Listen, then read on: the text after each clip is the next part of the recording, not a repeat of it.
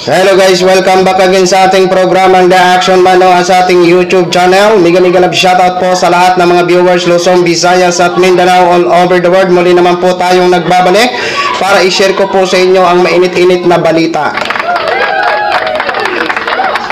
Una sa lahat, pagpasensyahan nyo na po kung medyo maingay ang audio natin dahil po sa mga bata na naglalaro sa labas ho, mga ka-action, mga kakamping. So ito na nga ho mga ka-action, mga kakamping, masasampulan na si Vice President Sara. Ano ba itong masasampulan na? Alam naman po natin na medyo nagkakagulo nung pag-transfer dito kay OVP Chief of Staff Zuleika Lopez, at alam natin na may mga eksena tayo na nakikita kay Vice President Sara sa pagitan ng ating mga pulis.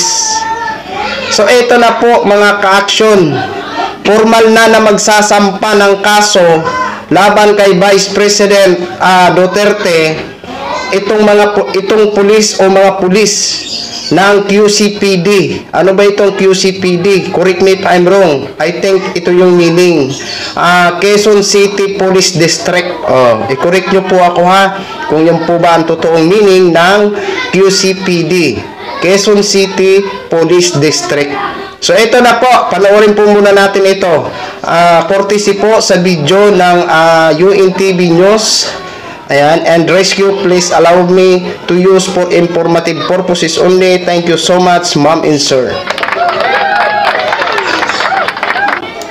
Jed, may detalye na ba kaugnay sa kasong isasampa ng QCPD laban kay VP Sara? Formal na nag-aina ng reklamo ang Quezon City Police District laban kay Vice President Sara Duterte at kaugnay ito sa umunoy pagpigil at panunulak ni VP Duterte sa mga pulis ng Quezon City. Nakaantabay tayo ngayon sa Quezon City Prosecutor's Office para sa karagdagan pang detalye kaugnay sa nasabing reklamo. Matatanda nitong weekend na nagkaroon ng komosyon na nangyari sa pagitan ng Vice Presidente at mga pulis nang i-transfer sa ospital si Office of the Vice President, Chief of Staff Attorney Zuleika Lopez. Samantala, nananatili pa rin sa Veterans Memorial Medical Center si Office of the Vice President, Chief of Staff Attorney Lopez at Special Disbursing Officer Gina Acosta. Ayon sa pamunuan ng VMNC, patuloy na nakatatanggap ng medical care ang dalawa, ngunit hindi pa idinetalye ang lagay ng mga ito. Wala ring ibinigay na impormasyon kung kaya na ng dalawang opisyal na makadalo sa pagdinig ng Kamara sa darating na Biyernes, November 29. Siniguro naman ng VMMC na tuloy-tuloy ang kanilang hospital operations sa kabila ng presensya ng dalawang nabanggit na pasyente sa kanilang ospital. Anila mas nadagdagan lang ang seguridad sa lugar mula nang makonfine lang din ang mga ito.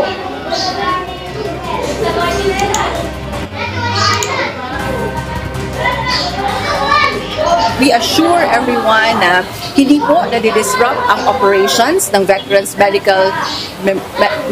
Memorial Medical Center sa lahat ng kaganapan ngayon. Kami ay under sa Department of National Defense. So in terms of security, even before, ay talagang strict na po ang ating security dito, at ngayon ay may karagdagan pang added layer of security para sa lahat ng patients admitted here in our institution sa ngayon. Aga kanina nga lang ay nakapasok na yung mga miyembro ng Quezon City Police District at inaabangan natin ngayon na makapanayam sila para nga sa detalye kung ano ba yung isinampa nilang kaso laban kay Vice President Sara Duterte. Ayan muna ang update, balik sa'yo Aga. So ayan ho mga ka-action, mga kakamping, no? So sabi nga natin nung na-i-vlog natin o nabigyan ng komentaryo ang nasabing mga eksena, hindi maganda yung pagsabihan mo o masyado kang nakikialam sa trabaho ng mga pulis, although na Vice President ka. Dahil nga po sa sobrang pagrespeto pa rin ng mga pulis, tinanggap nila kahit masakit ang sinabi ni Vice sa isang opisyal ng pulis, O, kitang-kita naman po natin at dinig na dinig naman po natin kung ano po ang mga sinasabi ni Vice President laban sa pulis. No? Hindi lang po isa, kundi dalawa. At may iba pa siguro.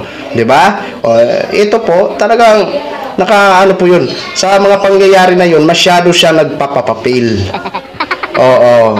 'Di ba? Trabaho naman ng pulis yun na magresponde. Siya, hindi niya nga pahawakan eh. 'Di ba? Sinabihan niya yung isang tao, "Wag mong hawakan." 'Di ba? Doon tayo nagtaka eh. 'Di ba? Tumutulong na nga eh. Pero kung makasigaw, akala mo siya nagpapasweldo. 'Di ba? O ngayon, dapat ang mga ganitong tao, napakaganda po ito. Every time na may gagawin si Vice President, dapat mabigyan agad ng kung anong karapatang action para nang sa ganun matuto po si Vice President. Kasi kung hanggat wala pong nagsusupalpal sa mga attitude niya, tuloy-tuloy po yan. Diba? O ngayon, naku, eto na. Ang QCPD muna ang magsasampol sa kanya ng kaso. Alam naman po natin na patong na reklamo ang kakaharapin ni Vice President. Eto na, sinampulan na po siya ng Quezon City Police District. Congratulations sa iyo, Vice President Sara Duterte. So yun lang po mga ka-actionog, share ko lang ho sa inyo. Maraming salamat po sa ating mga viewers Luzon, Visayas at Mindanao all over the world. Ako po ang inyong lingkod, si The Action Man. Have a good day, everyone.